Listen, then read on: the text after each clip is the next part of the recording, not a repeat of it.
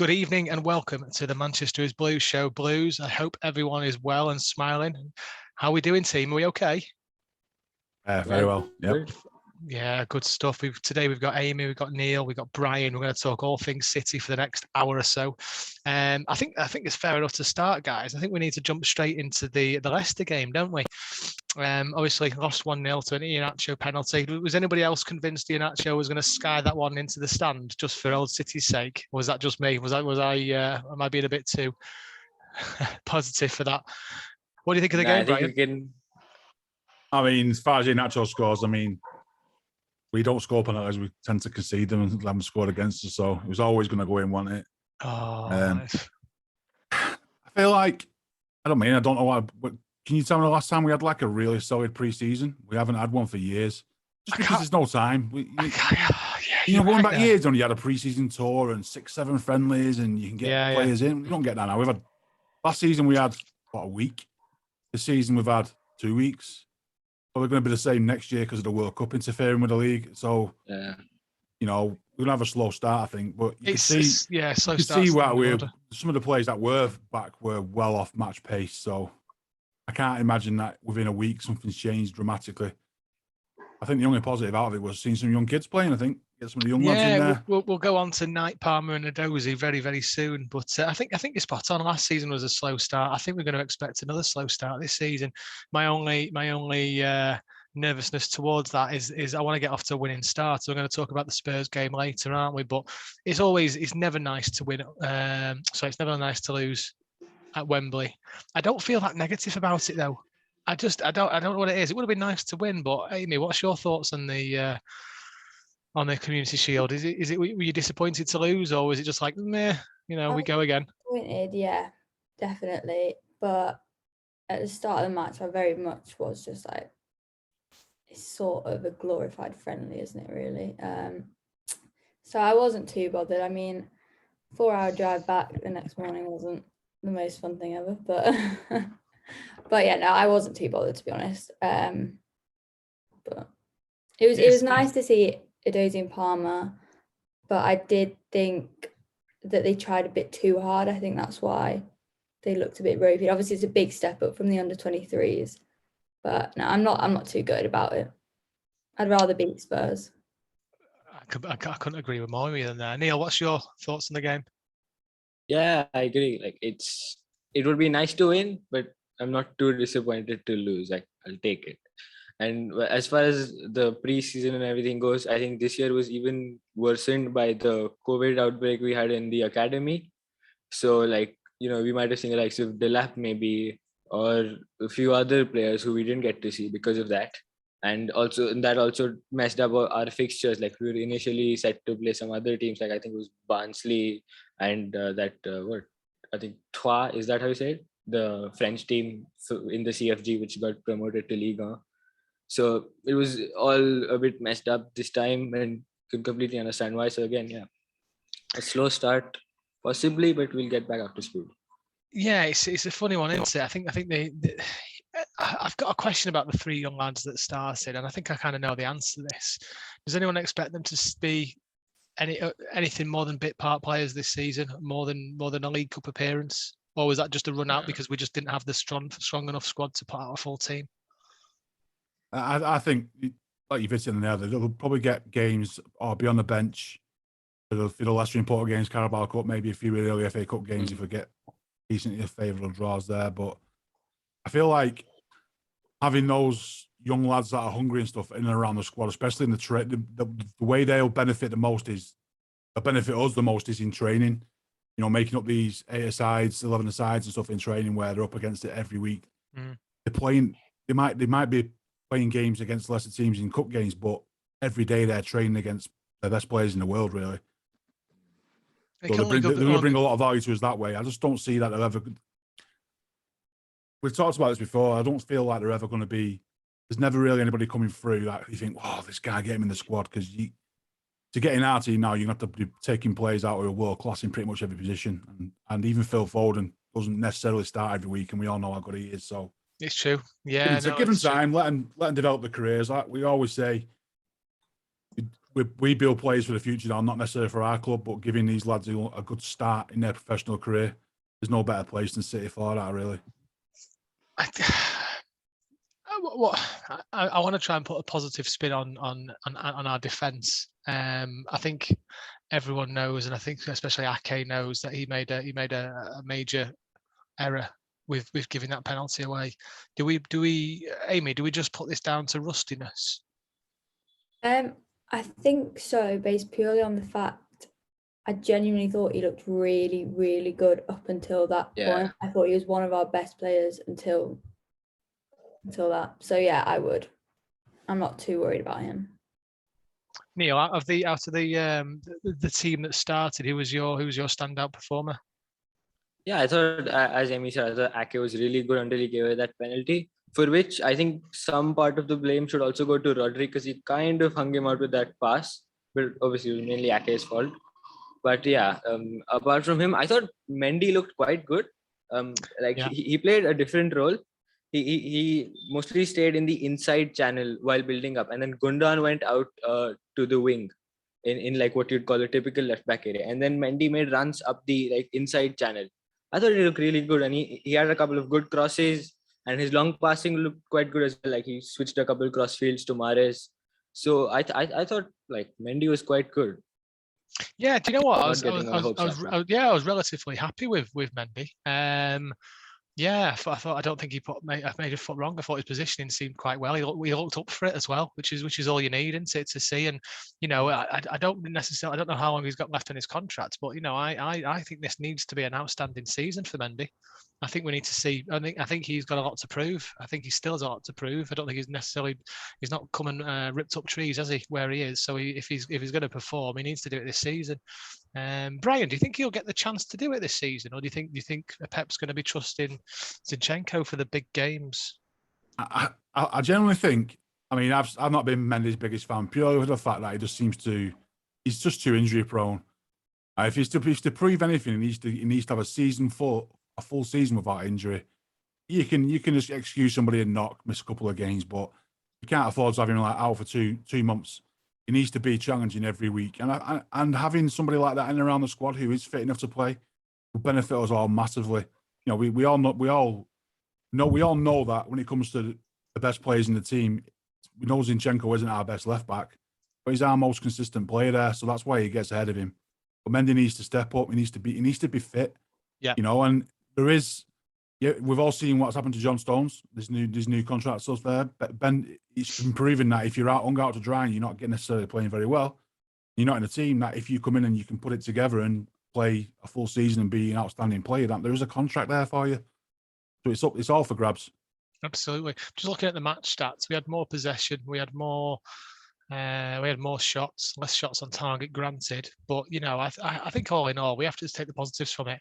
There was that brief moment where the atmosphere and the crowd started to erupt when Jack was warming up, and then he started stripping off, he started coming on, and you just had a moment thinking, do you know what, he's going to score a worldie here, he's going to set the place alight. Remember when Sergio scored was it a hat-trick against Swansea? Before he scored two as a sub. Two, that's it. Yeah.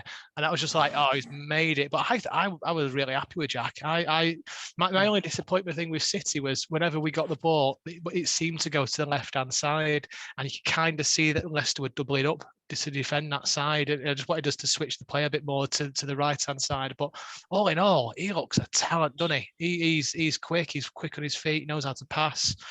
I mean, we've made a big enough fanfare of him coming from a social media point of view, and the welcome into the city yesterday. Was it yesterday or Sunday?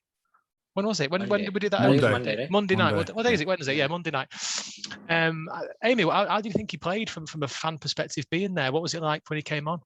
Oh, it was so good. We all were sitting there. I was talking to other fans that everyone just wanted him to come on. As soon as the whistle for the second half went, everyone just wanted to see him. So when he started warming up, yeah, the crowd, we all loved it. But yeah, I thought he looked really confident on the ball. He always seemed to want it. He's trying to get into the best positions, and I thought he was brilliant.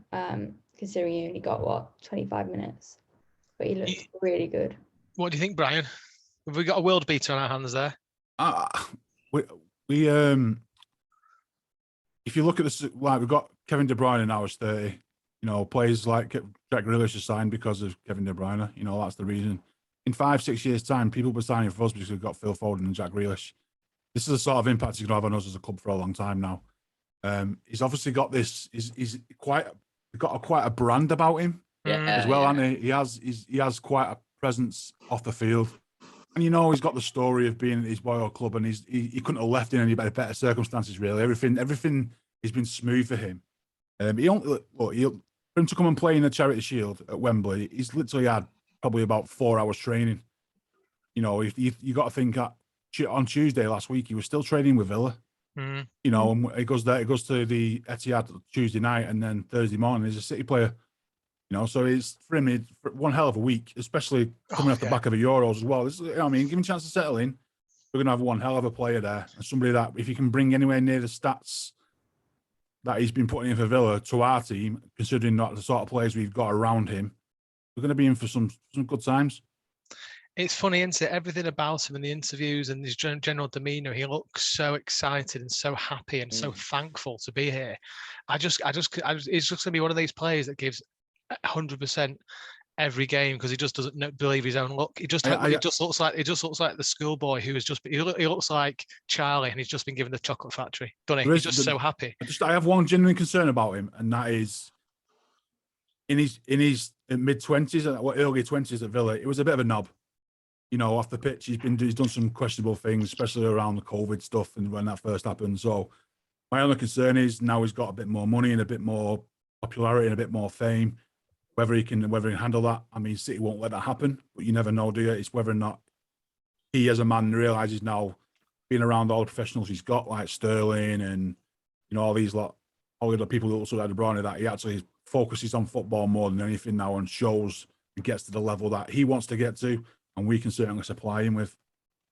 I think what we'll find as well, and one thing he's not used to, I mean, you just kind of obviously City are a bigger club than Villa. On the pitch as well as off the pitch, and I think City have got that team behind them in the office capacity to be able to put him on the right track. And you know, if he wants to kind of build a Beckham-esque brand, I think he's got a very good chance to do it. You know, he's a good-looking lad. He's English. He's got the world at his feet. And I tell you what, if he wants to build that kind of brand about him, if he does pull his finger out, works hard, plays hard, and scores a couple of goals and helps win us a couple of trophies, I generally think the world's at his feet. He could achieve absolutely anything he wants to do. But like you say, Brian, he needs to have that good mentality, which I'm sure he has. But he needs to have the people behind him and his entourage. It does seem like his family are quite close to him, and the way City do things is to keep everybody close, and the fact that they've made his family just as welcome as they have. You know, that's already laid foundations now that hopefully be guided in the right direction. He will. I'm sure he will. I mean, he has literally won the lottery, hasn't he, at City? But the thing is, he deserves it. From what I saw of him, how long was he on for? Like 25 minutes, something like that. Something like that, 25. Yeah, He he just seemed like he fit in. It just seemed like he fits in really well, and I can't wait to. What I can't wait for is when we're in our pomp in November, December time, when we're starting to ramp things up and start lead the charge with him, Kevin, Phil, everyone supplying ball, and it's obviously we're not going to see him start every game, granted, because it's a team sport, as we know. But I can't wait till the end of this year, till City we're all match fit, we're all getting ready to go, and we've got rid of our slow start. We've lost a couple of games, and we've spanked a couple of teams. Do you know what I mean? We get to sort of November, December time when we're really starting to motor and getting to find our gears. Can't wait to see him play then in our team. Can't wait for that. Amy, how do you think he's going to fit into what we've got at the moment? Do you think he's going to be a regular? He's got to be for 100 million, hasn't he? Yeah, I'd like to think he will be. I wouldn't be surprised if he played him in De Bruyne's role and De Bruyne as a false nine with Foden on the left. Yeah.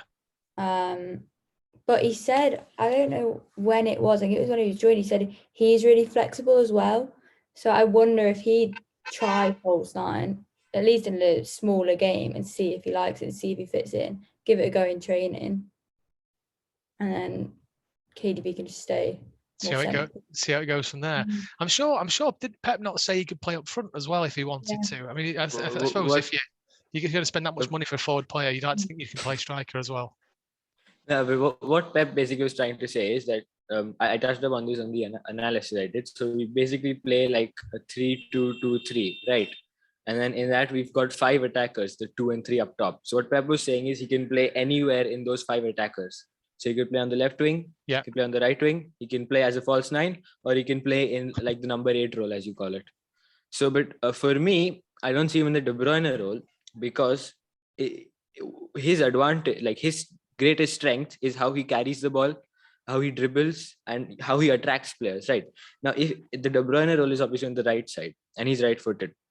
So now if he's on the right with the right foot and he's dribbling, then if he cuts inside towards goal, then he'll be facing to his left with his left foot towards goal. So he won't have as much of a threat. Whereas if he plays on the left, then he's cutting inside, and then he's got his right foot to play a forward pass or take a shot. Whereas De Bruyne, he can whip those crosses in from the right, which I don't think Grealish can, or for that matter, anyone. I mean, when De Bruyne whips those in, I don't know anyone in world football who does that consistently. So I see him either in that 8 role on the left, or maybe as a false 9, but I can't say much about that because he's not played there, or possibly as a left winger, especially with Foden out for the first month or so. There will be a hole at left winger. It's between him and Sterling. So there's a good chance he could get in at left winger early on. I think Tom Young's just joined us. How are we doing, Tom? You okay, pal? Yeah, doing well, guys. Doing well. Good to see you. You're just at the tail end of us giving compliments galore to a certain lad from Birmingham. Yeah. I mean, he's incredible, isn't he? I think me and Dan did a little quick chat about him on Friday night, and he's not. I thought he come in for some undue criticism on Sunday, because I thought on Saturday, I should say, because I didn't think he was that bad, and I think he'd had one training session with the squad, and he came on, and people were expecting him to come on and win the game on his debut, playing with a bunch of players that he's not played with before, and I think I'm just really excited to see him get involved with the squad. The picture today of him on the training pitch with Kev De Bruyne, which is a scary thought, and give him a couple of weeks, let him settle in, and I'm sure he'll be pulling up trees in no time. It's phenomenal. I mean, you must be Jack Grealish looking at the players you've got around you, thinking, I've hit the jackpot here. I'm going to get the opportunity to play with all these fantastic players, win a few things, and go from there. And I've got a question for you. I'll come to you, Tom, straight away for this. We've obviously got Jesus as striker, but also can play in other positions, as we discussed previously. Does City need a striker to win the league this year? Yes, I think we do, and I say that on the basis not that I worry about us not winning games, but I think other teams have strengthened in a way that put them in a much better position to pick up significantly more points than they did last season.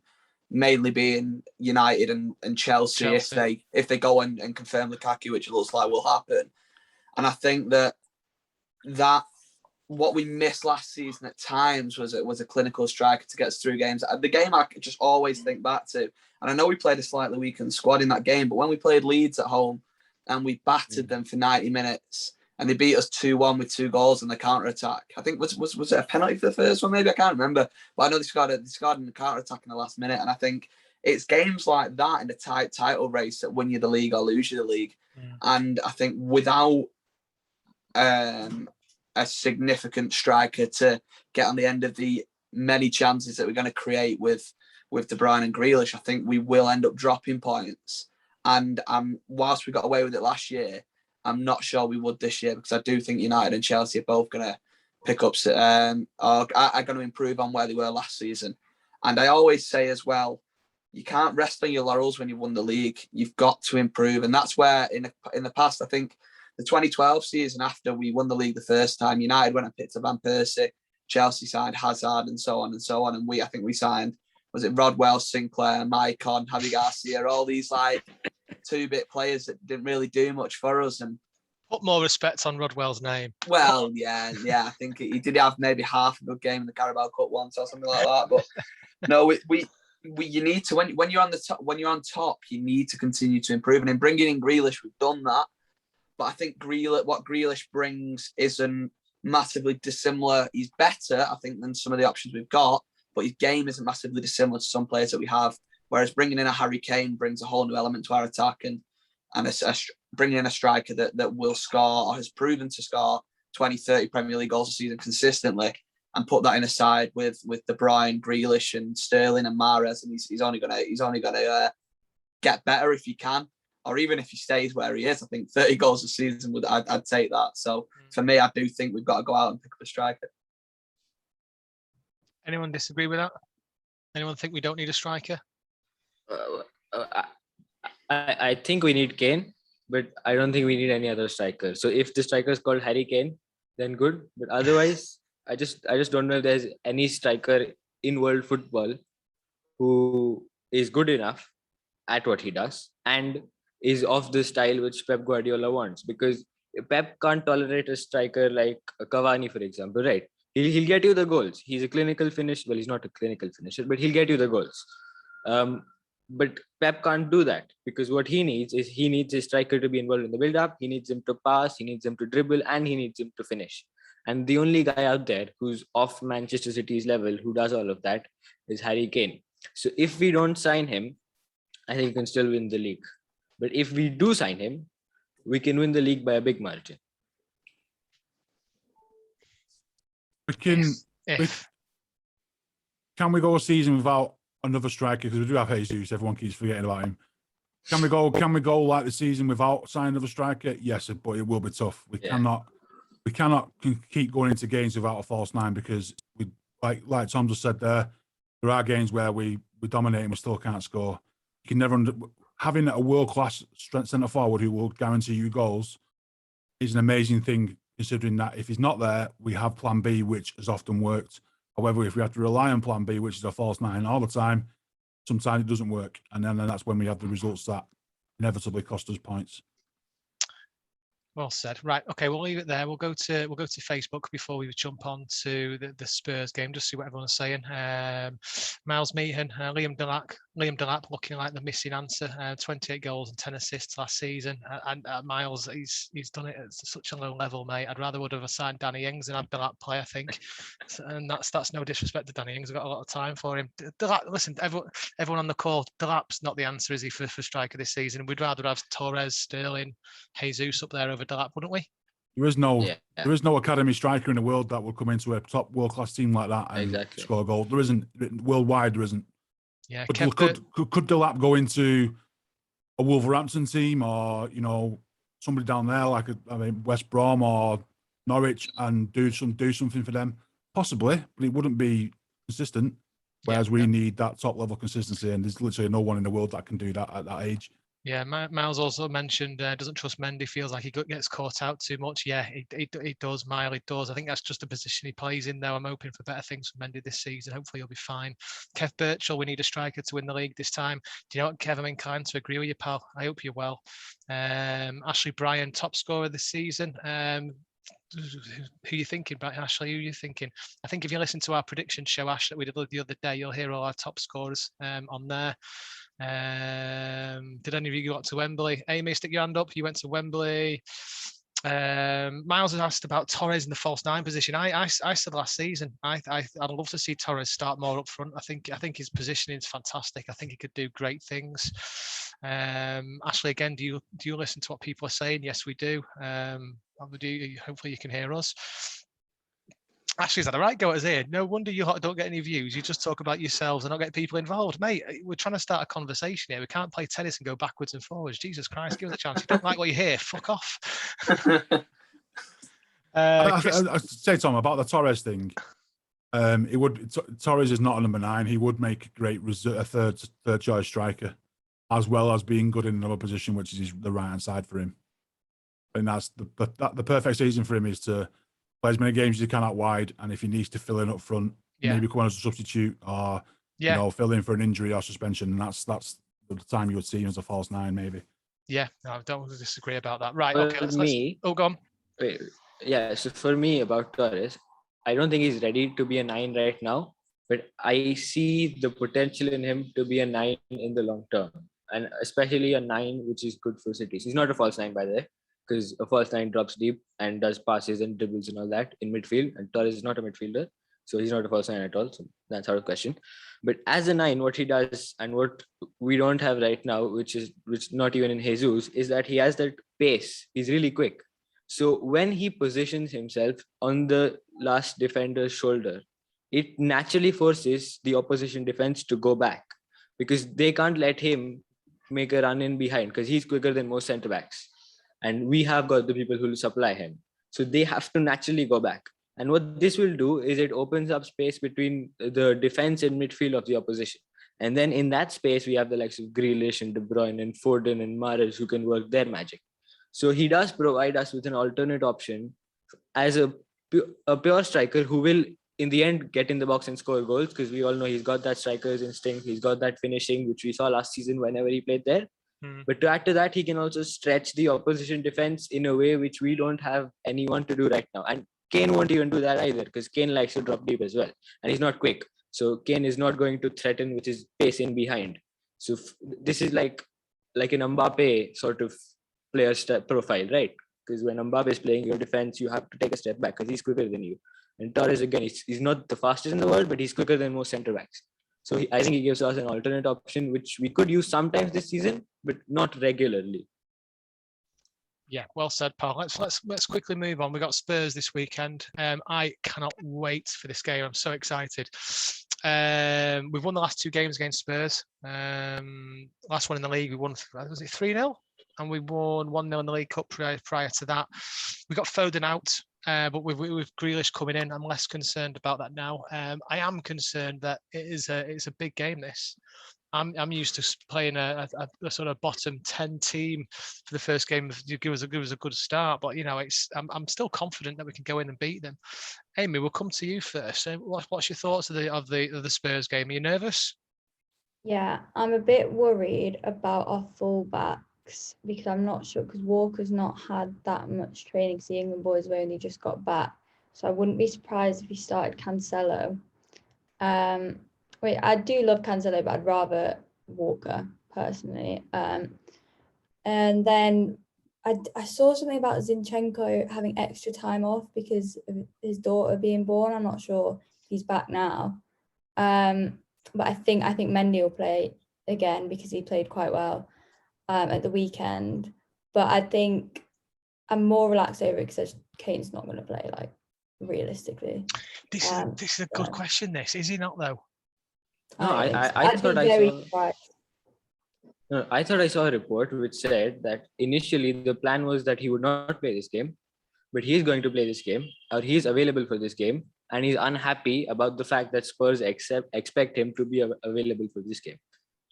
That's the latest thing that I saw. I don't know if there's an update after that. I think let's put it this way: if he's not anywhere near that bench or that team on Saturday, he's leaving, isn't he? I think the whole world can look at that and see the bigger picture. I can just see him playing. I can see him starting. Yeah, I just can. And I think Daniel Levy will play hardball. It's gone quiet though, hasn't it? Have you noticed all the rumours have gone a bit quiet, be like they did before Jack signed, and I think something's ticking around in the background. But it'll be very interesting to see that team sheet an hour before kickoff to see what's going on. There'll be something come out from that game, or the team lineup that will suggest one way or the other. Yeah. If he starts, then you'd like, given that he's probably had 2 days training, that's a statement from Spurs to say he's staying with us. I mean, he's not for sale. But if he's not even, I have a feeling he won't even be in the squad. I think he won't even be in the squad at all. And it'll probably come out of that he's asked not to be involved, and that would then suggest that his time is up. It's about making a stand in it and putting the feet together and getting it sorted. Yeah, I think by then we'll know one way or the other come the game. Tom, what's your thoughts on the game against Spurs? What you're expecting from us and what you're expecting from them as well? I think the start of the season is always tough, isn't it? It's always sort of getting back to speed. And I think with us, what we've got, which a lot of other teams don't have the issue of, I think Spurs included, is that we had so many players go deep in so many of these big tournaments that we've got a lot of players coming back a lot later than other squads. Granted, Spurs do still have players who have been away in major tournaments, but not on the level that we do. And I think going on the basis of who's had more time training together, more time back at the club. I think Spurs will go into the game with a fresher set of players than we will. But that said, our squad is 10 times what Spurs have. And I think there's so much unrest at Spurs at the minute because no matter what anyone says, the Harry Kane situation will be having an impact on that Spurs squad. Those players know that their captain and their best player will likely or potentially be leaving the club this summer. And I don't want to read too deeply into the weekend, but I think if I was Spurs, I wouldn't have him anywhere near that team. I think if his head's not in it, especially with it, I mean, if his head's not in it playing against anyone, then he's not gonna perform as well. But especially if he's playing against City, who is where he wants to be, I don't think there's any secret in the fact that he does want to leave Spurs and he does want to come to City. It's just a case of whether he does. But I wouldn't have him anywhere near the squad. I think he'll start on the bench, and I think if the game's sort of competitive in sort of 70 minutes, we might see him come on. If not, I don't think he'll play. And I think they'll say that he's only just come back to training and he's not up to fitness or whatever. They'll give an excuse that deflects it away from sort of the transfer mill. But I do also think that it's gone quiet for the fact that we do have Spurs this weekend. And if I was Daniel Levy, I know for a fact I won't be selling Kane to City to score a hat-trick against me on the first day of the season. Wait till Monday morning, and next week I think we'll see big sort of steps and movements on the Harry Kane transfer front. I think it wouldn't surprise me if we sign him between Monday and Friday and he's available for our second game against Norwich. It genuinely wouldn't surprise me I think it's sort of there behind the scenes. It's there or thereabouts, ready to go, and he's just waiting for this first week to go by, and then it'll start to pick up. That's purely my opinion. That's not based on any sort of knowledge. That is just how I see the situation unfolding. I can see it really picking up from Monday. Oh, this is the journalistic instinct seeping out of your veins there, Thomas. You know, onto what Tom said there, there is no way that if they were going to sell him, there's no way that they could sell him to us to get against when we're going to play him that weekend. Exactly. They would literally, Spurs fans would burn the stadium down. Likewise, we would probably burn the stadium down if it was the other way around. You couldn't live with that. There's ways of going about it, and you just don't sell your best asset to your rivals that week, and then have him turn up for you and play against you. That is just there's things that you can't do, and the things you can do, and that is one thing you could never do. You know, you couldn't do it. Oh, there'd be loads of boiling piss. It'd be amazing. It'd be horrendous. You couldn't. How could you live with that as a football fan of that team? If couldn't do it. He's like, imagine if we were in a position where we had to sell, I don't know, Phil Foden, and then he went to sign for United, and then there was a Manchester derby, and he turned up in that game and scored. And how could you live with that? You couldn't. So you just can't. And I will just add to that. I do think that Harry Kane, if it doesn't start to pick up after Monday, I think he's aware of that fact.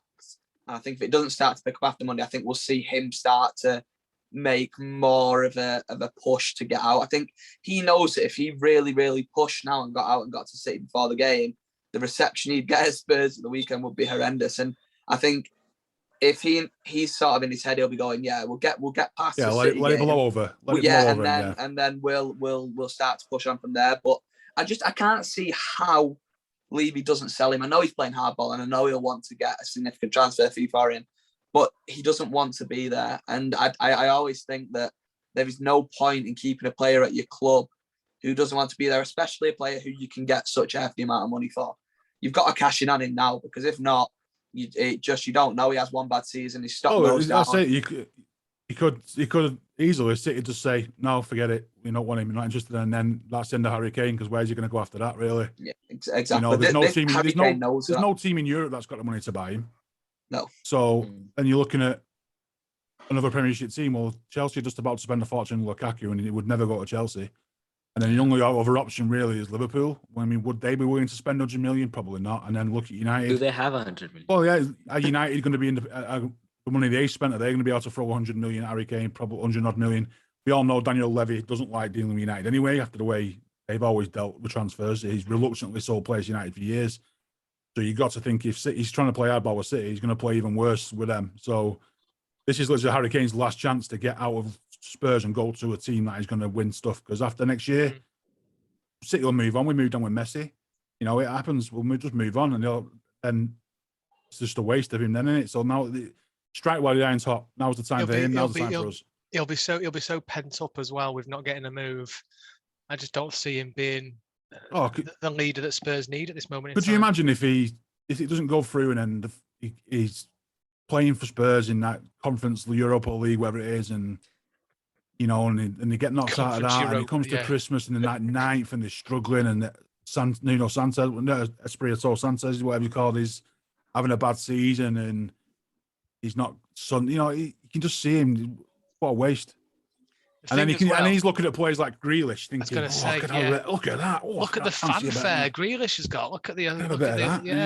He'd probably get even more of I think he'd probably get a better reception because of what Harry Kane brings to football as number 9. There's always a big furore about signing a striker.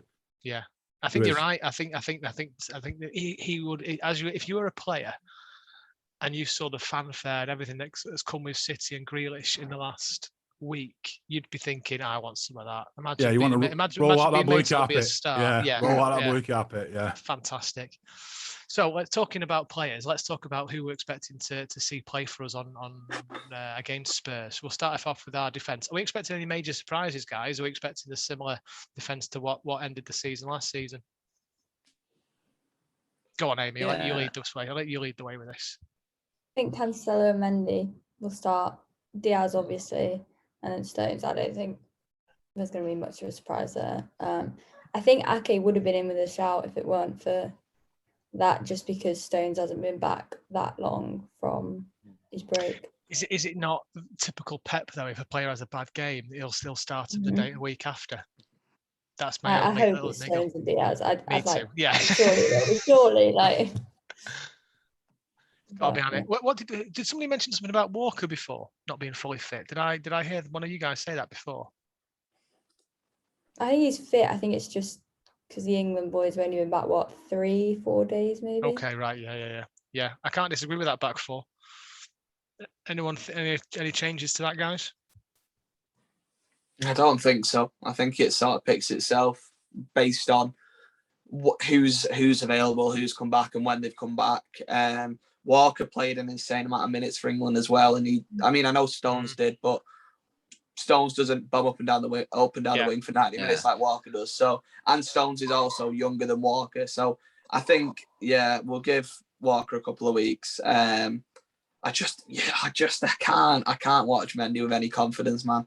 I was watching him at the weekend in that Leicester game, and there was one point where we were attacking and he was on the penalty spot, and I'm thinking, you're playing left back, man. What are you doing on, like, he's just, his positioning is so questionable so often. And I just don't know. I keep thinking, he'll come back, he'll do this, he'll do that, he'll get back to scratch. But he's had 2 long-term injuries. He's not looked anything like the player he was when we signed him. And I think even when we did initially sort of bring him in, he was great going forward, but he wasn't really tested defensively before he picked up that injury. So we all remember, obviously, I think the Stoke game where we won 7-2, was it 8-2, whatever it was, and he picked up like 3 assists, and we're all singing his praises. When it got down to the nitty gritty, he's never been great defensively. And I think with the way that Spurs are going to set up at the weekend, we need our fullbacks to be that they will play down there too. Well, the left and right hand side, and if Mendy's playing, he's going to have to make sure that he sort of covers that left hand side well, because they'll exploit it. Son will get in behind, and we'll find ourselves in trouble. Son always scores against us as well. I hate Son so much because for some reason he just always turns up against City. He's like Jamie Vardy. I think it is purely for that high line, and he loves getting in behind. But put a fiver on Son to score at the weekend, and you come back with more money than you put on. I tell you that, because he scores against us all the time, man. Neil, who else are you selecting in our team? Who's playing in midfield? Who's playing up front for you? Yeah, I think this is the real selection that Pep has to do. So in midfield, it's tricky between Fernandinho and Rodri, but I thought Fernandinho was a bit off his usual self. Bit rusty, wasn't he? In the Carabao Cup final. Yeah, he was. So he didn't play in the summer, maybe something to do with that. But I think he'll go with Rodri, but as you said, Pep being Pep could just go with the player who had the bad game. Then ahead of him, I can see Gundogan, and this is tricky, but I'd say Grealish. because I don't think Pep will play Bernardo, given the fact that he's openly admitted, like to the media, that he wants to leave. So I don't know. I don't think Bernardo will play, and then we could have Mahrez on the right, Sterling on the left, and then striker is always a problem. So for me, it's between Jesus or Bernardo false 9. But I'm leaning towards Jesus. Yeah, I for some reason I can't see Bernardo getting near the first team. Do you know what? A part of me thinks he won't even make it to the squad. I think there's too many rumblings there. Nah, I think he'll make it. I don't know what's happening. I don't think Depends what's there's happening with him. rumblings. No, I think the thing with him is, at least this is what I understand, is that he's open to new challenges, and he's open to going somewhere else, but he's not desperate to leave. Like he's not like Kane, that he just wants to leave, right? So he's like, okay, if there's something else which I like, so he apparently today he rejected Arsenal because they're not even in Europe, and he wants to play Champions League football, right? So now realistically, I don't see any Premier League club going for him who are in the Champions League, because they're direct rivals and we won't sell. And I don't think Bernardo will go there either. I've not seen any rumors linking him to France or Italy or Germany, and I don't think there's any teams out there financially who could buy him except for PSG, who have way too many midfielders already. And then the only options he's got is Spain, where Barcelona and Real Madrid are in a bad financial position, to say the least. And Atletico Madrid already bought Rodrigo de Paul. So they've already got a new midfielder, and they haven't sold anyone. They were maybe going to sell Saul, but they didn't sell him. So they too have. There's plenty more things to happen an in adequate that amount of story, midfielders. isn't there? Yeah, Brian, what's your thoughts on starting lineup? Any surprises, Jude? Do you think? No, I feel like Neil. I think we're so short in midfield that I think Grealish will probably start as a central midfielder. And I wouldn't be surprised to see either Cole Palmer or Dozy play, just because they'll have been training and they've been playing with the first team now for 4 weeks. They're well ahead in terms of fitness levels of some of the other lads. So I feel like maybe one of those two might get a nod on one of the wings, and then maybe have Sterling up front. You don't know.